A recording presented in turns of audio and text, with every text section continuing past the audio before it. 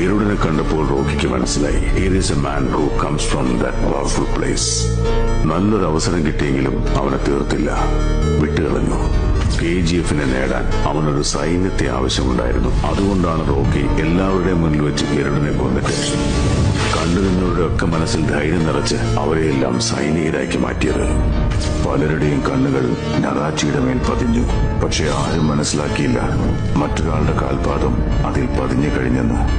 Is that? Yes, ma'am. That is Rocky's KGF. ഏതോനത്? May I come in? ജീവിതത്തിൽ കുറച്ച് പേടി വേണം. ആ പേടി ഹൃദയത്തിലുണ്ടാവും. ആ ഹൃദയം പക്ഷെ നമ്മുടെ ആയിരിക്കരുത്.